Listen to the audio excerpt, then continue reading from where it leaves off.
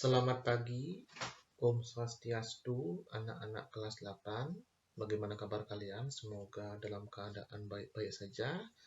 Pada kesempatan hari ini, ya, seperti yang sudah Pak Guru janjikan di awal pertemuan, kita akan membahas tentang materi berikutnya, yaitu jenis-jenis berita. Ya, pertemuan sebelumnya kalian sudah mempelajari tentang pengertian berita, kemudian sudah mempelajari ciri-ciri berita, dan kemudian sudah mempelajari tentang unsur berita, ya, yaitu adik Simba. Silahkan diingat materi itu supaya nanti kalian tidak ketinggalan, ya. Baik, kita akan mempelajari ini tentang jenis-jenis berita, ya. Inilah materi kedua kita, ya, bahwa ini berangkat dari pandangan bahwa berita itu memang mempunyai berbagai macam jenis, ya, berbagai macam jenis dan berbagai macam model beritanya, ya. Sebenarnya kalau kita lihat di berbagai macam sumber, baik itu buku, LKS, segala macam, jenis-jenis berita itu banyak, ya, banyak sebenarnya. Bahkan kalau anak-anak cari referensi atau sumber dimanapun, berbagai sumber itu ada banyak jenis berita, ya. Tetapi ya Pak Guru hanya akan menjabarkan 4 jenis berita yang paling utama dan paling sering ada di surat kabar maupun di televisi, ya, di radio, di internet, dan banyak lagi. Pak Guru hanya akan jabarkan 4 jenis berita, ya. Jadi bagi kalian yang memang ingin mencari lebih dalam lagi jenis berita yang lain, Pak Guru silahkan, ya, itu lebih bagus lagi. Tapi Pak Guru untuk mempersingkat waktu dan materi, ya, supaya tidak kalian itu bebal, istilahnya bebal itu artinya kalian tidak ribet. Jadi Pak Guru akan jabarkan 4 jenis berita, ya, yang paling utama. Ini 4 jenis berita yang pasti ada di sumber manapun, ya, media cetak seperti koran, majalah, media elektronik, TV, internet, dan banyak lagi, ya, di media manapun juga. Jadi sekarang Pak Guru akan jabarkan 4 jenis berita yang harus kalian tahu, ya. Selamat mendengarkan, ya. Mudah-mudahan ini menjadi pengetahuan tambahan bagi kalian tentang berita, ya. Baik, Pak Guru akan ya. Yang pertama adalah hard news, ya. Dalam bahasa Inggris, hard itu keras, ya, tetapi bukan berita keras, karena berita ini tidak sekeras batu, ya. Hard news adalah berita serius, ya. Berita serius. Memang ada berita nggak serius, Pak Guru? Santai, ya. Itu kita akan bahas, ya. Sekarang kita akan bahas berita serius. Oke. Hard news adalah berita yang mengabarkan sebuah peristiwa dengan sangat serius dan bahasanya harus tegas dan aktual, ya. Aktual, kalian ingat apa itu aktual, ya? Baru, ya, hangat, ya, baru dan hangat, ya, bahkan panas, ya. Berita hard news ini Pak Guru ibaratkan kayak kue basah, ya, kue basah. Kalau tidak dikonsumsi atau tidak disimak oleh masyarakat segera ini berita, ya, maka berita ini akan basi, ya, akan masyarakat yang mendengarkannya yang lama, yang durasinya memang lama setelah berita itu ada, misalnya beritanya terbit misalnya 7 Juli, masyarakatnya baru dengar misalnya 26 Juli misalnya, maka masyarakat itu dikatakan ketinggalan berita atau basi, menyimak berita basi jadinya. Jadi ini kayak kue basah. Kalau kalian tahu kue basah, kue lapis misalnya, kalau kalian nggak makan selama seharian atau 2 hari, maka dia akan basi, ya, nggak bisa dimakan. Jadi itu adalah berita serius, ya, berita yang memang pengabarannya itu serius, ya, dengan bahasa yang tegas, aktual, dan sesuai dengan fakta yang ada, dan mengabarkan sesuatu sesuai dengan bidang-bidangnya secara tentu saja secara yang tegas, ya, serius istilahnya. tidak menggunakan kata-kata yang santai ataupun kata-kata candaan, tidak ada. Pokoknya harus sampai ke masyarakat secara serius dan harus disimak juga secara serius dan seksama oleh masyarakat. Ya, itu berita serius. Ya, contohnya ya, supaya kalian tidak berangan-angan tuh, supaya nggak bingung ya. Contoh Pak Guru berikan. Pertama, kalau kalian mendengarkan berita tentang peristiwa apapun itu, peristiwa tentang bencana alam, ya gempa bumi, gunung meletus, kecelakaan, itu pasti berita serius. Pasti. Kecelakaan, pohon tumbang, kebakaran, gempa bumi, tsunami, banjir, ya, itu adalah berita serius karena dia memang dibawakan secara serius dan aktual, hangat, harus diketahui segera oleh masyarakat.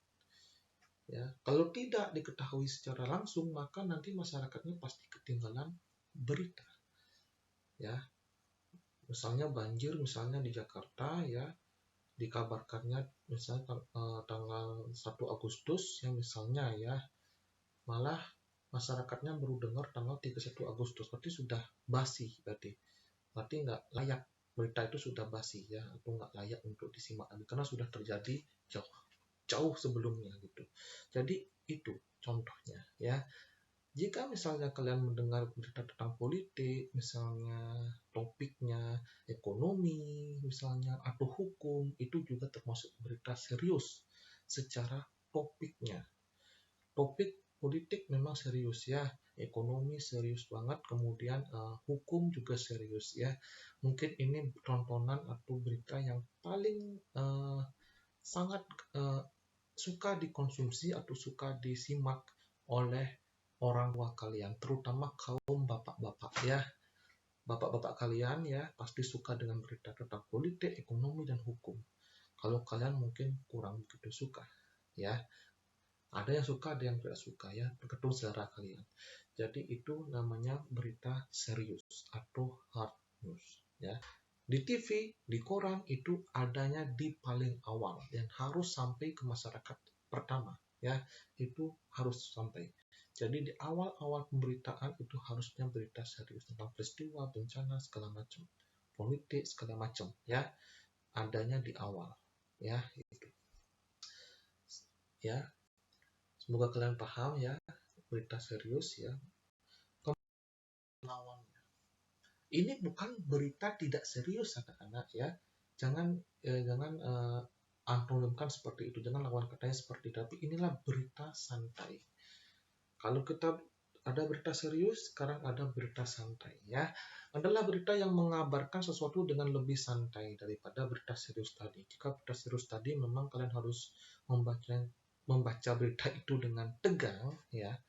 Membaca berita dengan tegang sekali ya. Misalnya dengan rasa was-was, khawatir terutama tentang hal mengenai bencana.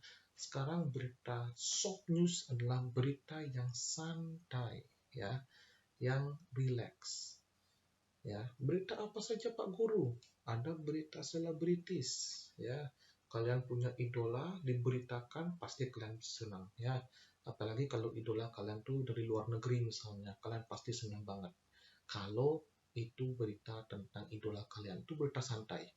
Budaya, kuliner, makanan ya, wisata kuliner ya, tempat wisata, dan juga berita olahraga. Kalian suka bola, nggak tahu berapa skor antara ini melawan ini, kalian cek beritanya, tahu berapa skornya, itulah namanya berita olahraga.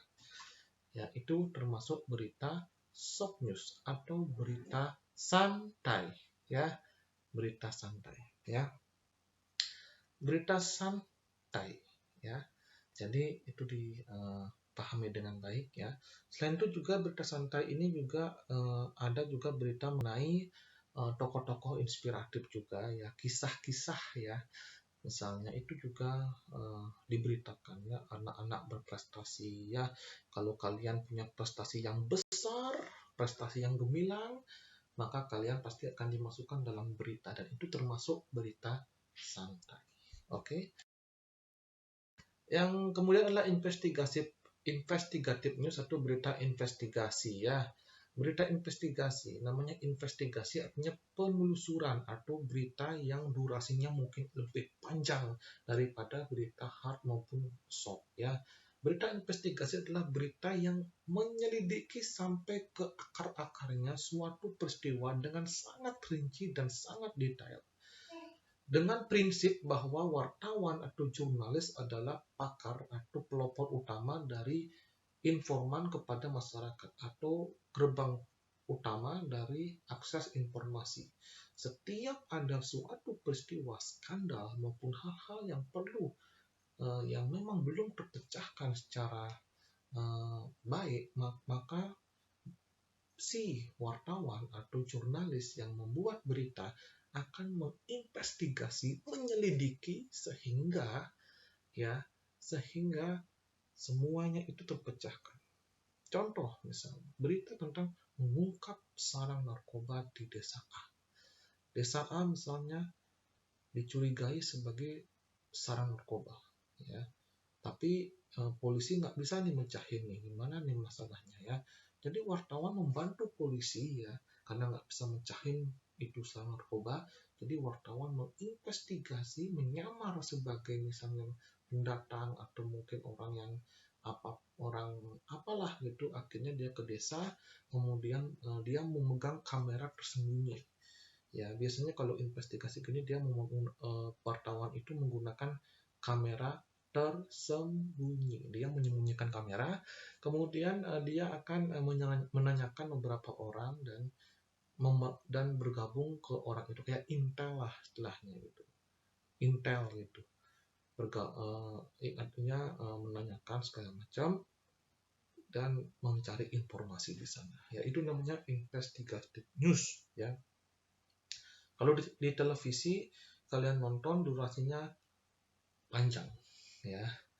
Durasinya panjang. Jadi bisa disiarkan, bisa setengah jam tuh bisa disiarkan. Lalu investigasi news ya, berita investigasi, karena itu penyelidikan ya.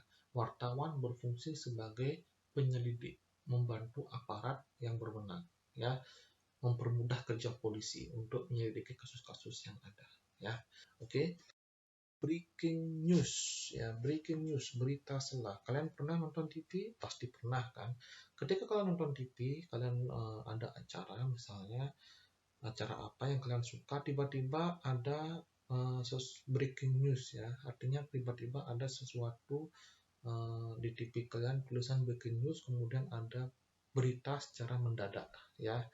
Break itu artinya selah ya, atau mendadak istilahnya. Jadi berita selah merupakan berita dengan penyampaian yang sangat mendadak di sela-sela acara TV karena peristiwa penting dan besar terjadi.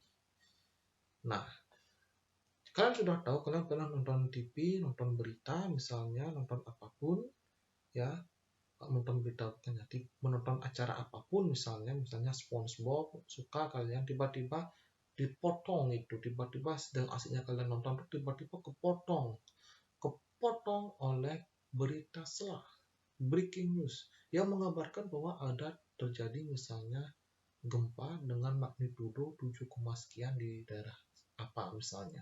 Jadi itu adalah yang namanya breaking news. Nah, contohnya ketika ada berita tentang gedung Kejaksaan Agung terbakar, karena ini gedung negara ya. Kalau gedung negara terbakar pasti akan di breaking news kan ya, karena itu menyangkut tentang gedung arsip negara ya, gedung negara, kenegaraan gitu, pasti akan disiarkan. Ini berita tentang gedung Kejaksaan Agung yang sudah terbakar misalnya beberapa tahun lalu, setahun lalu mungkin anak-anak ada beritanya gedung Kejaksaan Agung terbakar ya. Breaking news ini mungkin berita yang penting yang harus disampaikan ya. Apapun yang penting untuk disampaikan di hari itu, maka itu harus ditayangkan lewat breaking news. Biasanya breaking news itu ada di televisi, media elektronik saja. Kalau media cetak di koran misalnya tidak ada mungkin ya, tidak ada. Yang ada di breaking news itu khusus untuk berita-berita di acara elektronik. Nah, Pak Guru kasih contoh. Jepang itu adalah breaking news-nya itu bagus banget anak-anak. Gini, Pak Guru ceritakan, mungkin Pak Guru sudah ceritakan ya. Di Jepang, ketika ada suatu acara, ketika di daerah itu ada gempa yang kekuatannya lumayan besar, 1 menit atau 2 menit sebelumnya, maka akan ada peringatan di televisi itu. Saya kalian di Jepang nonton apa, anime misalnya, di Jepang, kalian ke Jepang, tiba-tiba ada peringatan misalnya. Akan ada peringatan bahwa peringatan dini gempa di Jepang, di daerah mana ya, dijelaskan petanya lengkap sama sumber gempanya di mana dan daerah-daerah yang akan terkena gempa lengkap di sana. Dan ketika sudah beberapa menit lalu kemudian ada berita selah bahwa telah terjadi gempa di daerah yang diperingati. Ya, jadi canggih Jepang itu. Jadi Jepang itu sudah membuat berita selah, informasi dini gempa itu sudah di awal-awal sebelum gempa itu terjadi. Mudah-mudahan Indonesia juga mempunyai hal yang sama, karena Indonesia dan Jepang itu sama-sama epicentrum atau sumber dari gempa bumi. Ya, oke. Itu breaking news anak-anak atau berita selah. Ya, jadi apapun misalnya tadi Pak Guru kemarin Pak Jokowi sedang menyampaikan perpanjangan PPKM, langsung diberita selahkan oleh semua media televisi untuk memberitahukan kepada masyarakat tentang penyampaian Pak Jokowi mengenai penyampaian perpanjangan PPKM. Ya, oke, dan PPKM diperpanjang sampai 2 Agustus. Ya, oke. Itu dari Pak Guru penjelasan tentang jenis-jenis berita. Ya, jika ada yang bertanya, silahkan kalian bertanya. Mudah-mudahan kalian memahami semua apa yang disampaikan Pak Guru. Nanti untuk tugas, nanti silahkan akan Pak Guru informasikan di kemudian hari. Terima kasih anak-anak. Sampai jumpa. Salam karakter, salam semangat.